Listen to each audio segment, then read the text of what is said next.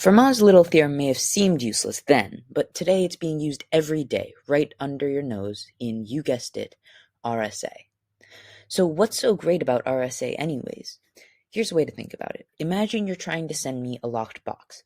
With a multiplicative cipher, you would lock the box and tape the key to the side of the box. Anyone could open that, though.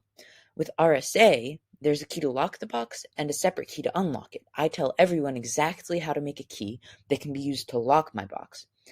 Then you can lock my box and send it to me, and even if a spy got their hands on it, they wouldn't be able to unlock the box because they need a different key to do that. This means that I can publicize my encryption key and you can send me a message encrypted with it, and only I can decrypt it because you can't figure out the decryption key just using the encryption key.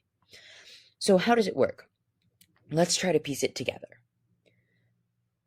We'll start with the knowledge that to encrypt the message, we raise it to the power of E, the encryption key, and to decrypt it, we raise it to the power of D, the decryption key. So after encryption and decryption, the message will be m to the power of ed mod some number n, and we'll work that out later. This might seem kind of random, but it'll become clear why we're doing this in a second. For now, let's start with Fermat's little theorem, which we figured out earlier. Let's first multiply by m, but remember that this part here is still equal to 1. The first insight we can have is that if we multiply the exponent by any number, let's call it h, this 1 will be raised to the power of h.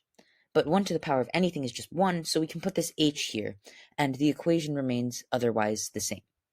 Now, we'll set m to the power of ed equal to m to the power of p minus 1 times h times m.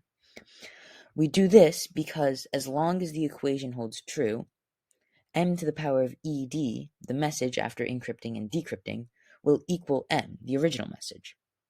We'll divide both sides by m now, and lastly, these parts must be equal because the bases are the same, so we get ed minus 1 is equal to p minus 1 times h.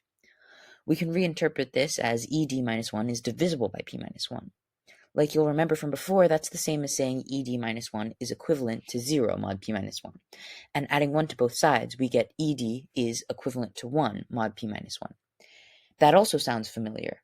That's the definition of modular inverses. That means that we can pick any number e and a prime p, and then calculate d from that, and m to the power of e mod p, the encrypted message, raised to the power of d, will give us m to the power of ed, which we just proved is equal to m, as long as e and d are inverses mod p minus 1. It pretty much works. There's just one problem, which we'll cover in the next section. Created using Powtoon.